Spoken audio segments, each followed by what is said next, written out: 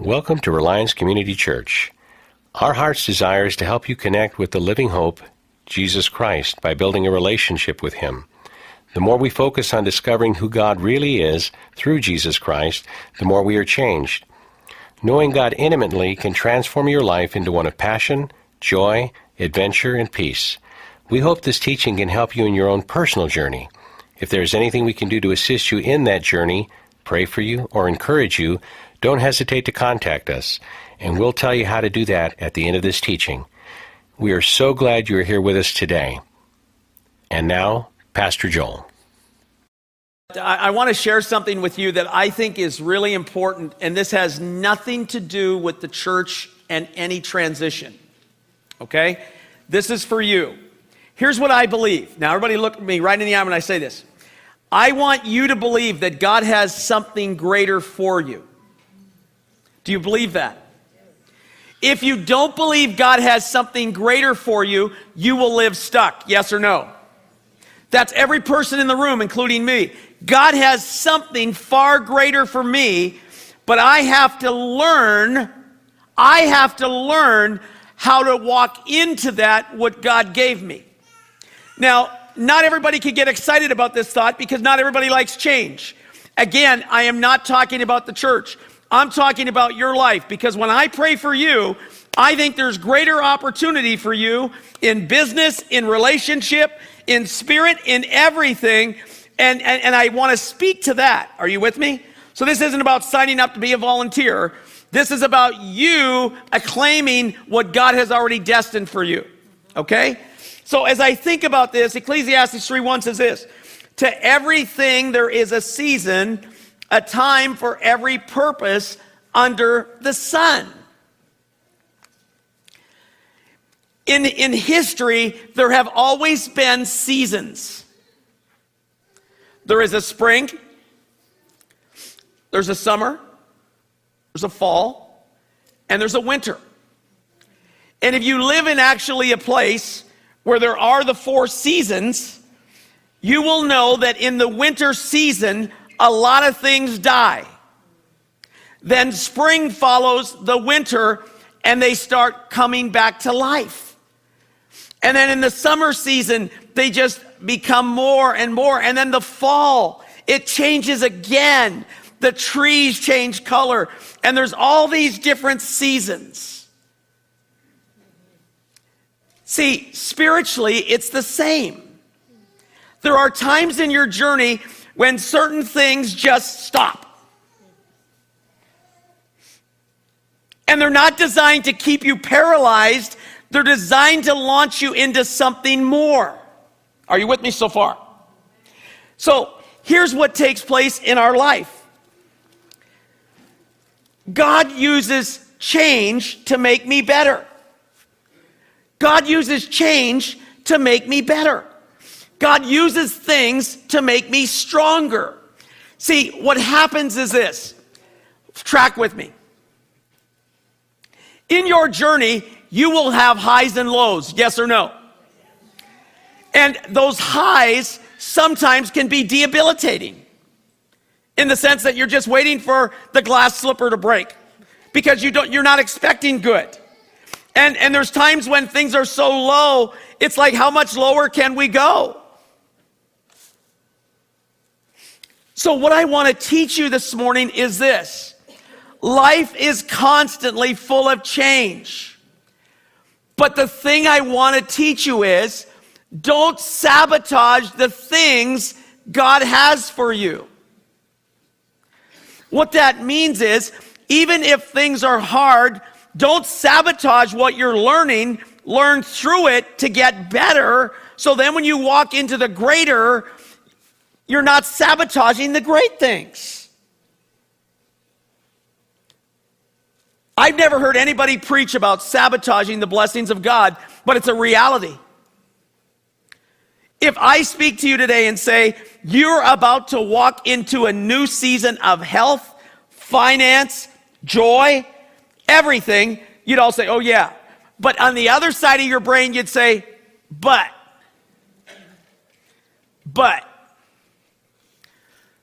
Christians have big butts.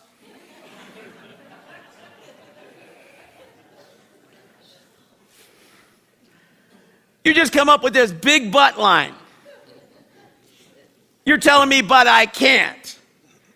But nothing. He's more than amazing, yes or no? So if he's more than amazing, what he promised me is about who? Who's it about? Him. It's nothing about me. It's nothing what I could do. See, God puts you in my life to make me better. And I could sit there like, Mikey, we were talking, you prayed for me to make me stronger. So what happens is we could start sabotaging what God's saying. What has God promised you? What's God promised you? Well, according to the Bible, he's promised to give me health. Yes or no? Yes. He's promised to be my provider. Yes or no? Yes. Is that true? He says that I will give you joy. Yes or no? Yes. I will cause you to praise. Yes or no? Yes. I will cause you to have joy. Yes or no? It says that he will raise you up in the midst of a fire. Yes or no? It says that the smoke and the fire might be all around you, but you'll walk through it. Yes or no? Am I right or am I making this up? God says he's with you. And if I spoke to you right now and said, here this week, I'm believing God is going to shift your work around, that right people are going to come into your life, that's going to cause you as a declaration to say that Jehovah God is in my life. Yahweh has called me by name. Every step I'm taking this week is ordered of God. I don't fear to the right or to the left. He's going, yo, let's sing that more than amazing again. Let's do that other little half English Spanish tune about power. Let's get all that feeling. But tomorrow when he's driving, he's not going to have those tunes. So tomorrow he's going to say, it felt right then, Sherry. You know, it was right what he was saying then, but you know. Are you tracking with me? See, I think there's far greater for you, Ronnie, but we sabotage it based on the lack of what we have, what we know, because we have forgotten. In Psalm 79, it says that the children of Ephraim turned back in the day of battle because they forgot what God did. See, at the moment you forget what God has done, at the moment you forget that, you have lost your arsenal. You have lost some of your arrows. You have lost some of your artillery. You have lost some of those things that make you strong. Kurt and Alicia, you remember the house prayer meetings you used to have? You remember all those things, the signs and wonders that used to happen everywhere around your house? People would walk in, their marriages sucked, and all of a sudden their marriage was healed. You people walked into your house broker than a joke, and they left with money. There was people that had nothing that God brought into your house, and was there signs and wonders? Yes or no? Yes, there was. Well, where are they now? Because we have sabotaged what God said he could do because it doesn't always answer the way we want. So I only say that when God's doing it right the way I think is good. But what if God does it his way and it's still good? See, my life doesn't make sense. I'm done trying to make sense of it. I'm not going to try. I'm just going to celebrate it. I'm just going to go, God, I embrace the new. I'm going to be bold. I'm going to take every opportunity as from you, and I'm not going to sabotage one thing that you have for me, but I'm going to praise you for it. Because if I start doing that, then I start confessing the good that God's doing rather than sabotaging what he's doing.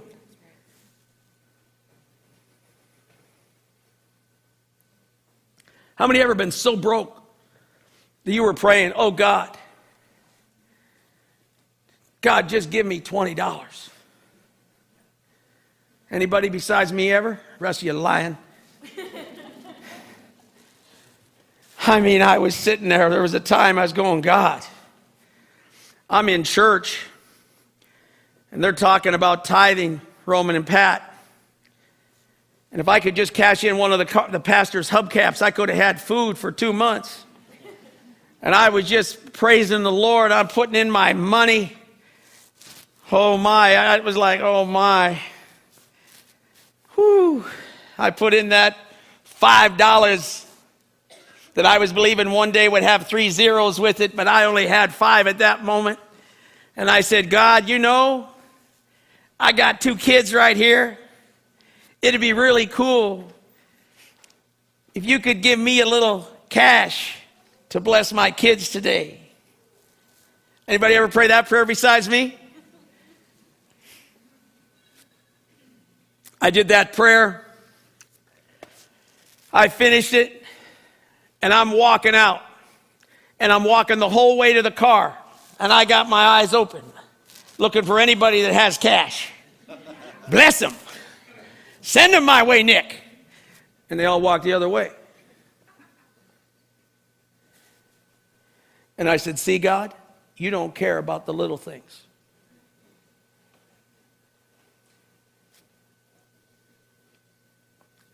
Am I right? It doesn't sound like much, but that's what happened. I get in the car. Jay says, Dad, let's go to McDonald's. He might as well have said Ruth Chris. Okay. I had $1. There wasn't a Happy Meal patty for $1. There was no dollar menu. And I said, and this is the lesson God taught me, and I never forgot it. If you have a financial need, listen to this. I drove to McDonald's, Kurt, with $1. And you don't know what was going on inside of me.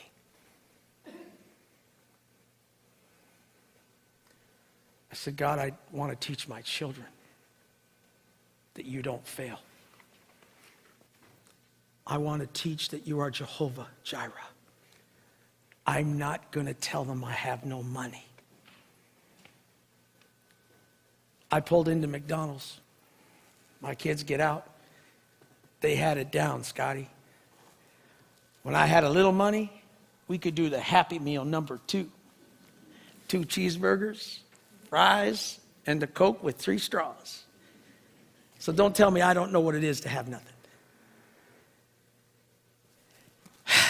We get in.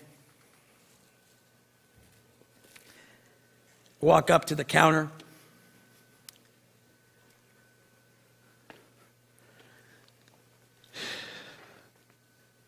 You know the face I'm making right now?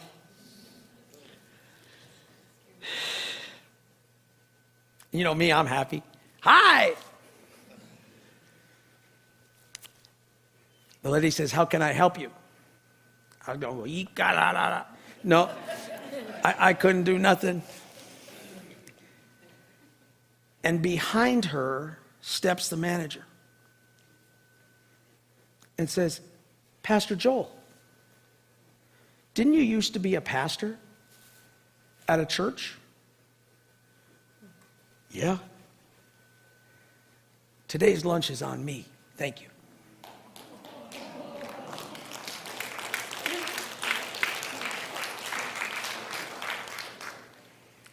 My children to this day do not know that that happened.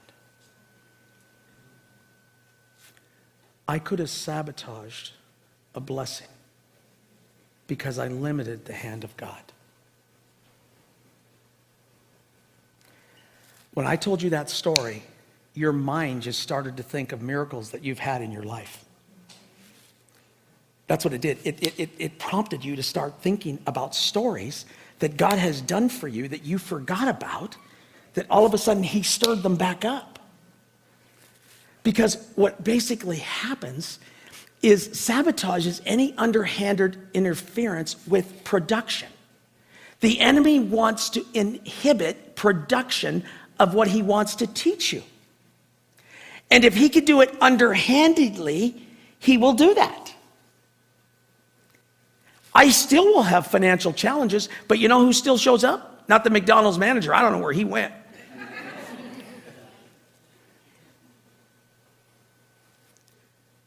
But how many sensed something in your spirit when I told that story? Something kicked into you. Not to make you cry, not to make you feel sad, but to celebrate the one that is amazing.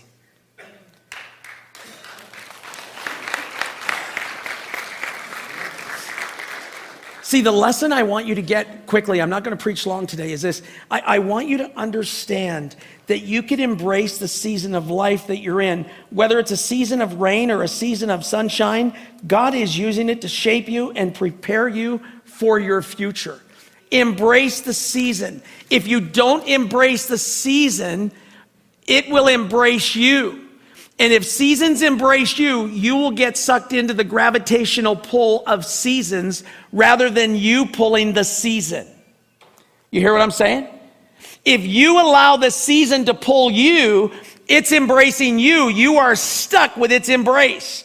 But if you're embracing the season, you're now in control of it. See, I want to control my season.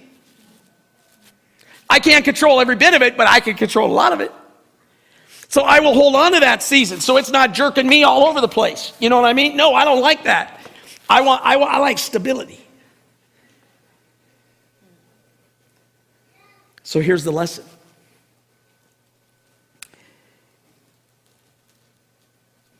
You have to learn when the light of sabotage is exposed. You will know when to stop. You will need to learn to see the way resistance sabotages you so you can understand when it is at work and can make a decision to step into the light. When things are sabotaging what you got, step into the light and take authority over it. When those things start coming against you that tell you you can't, you step into it and say, no, I'm stepping into the light. I'm stepping right into the light.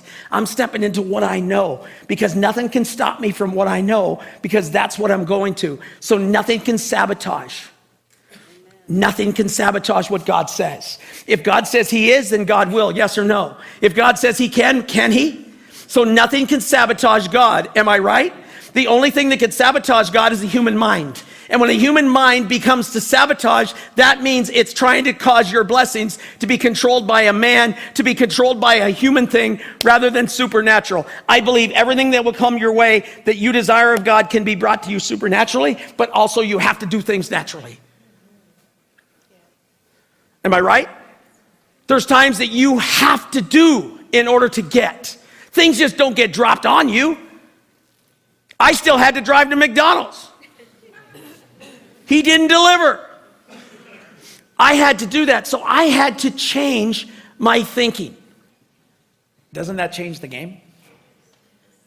Doesn't that change the game? It changes it.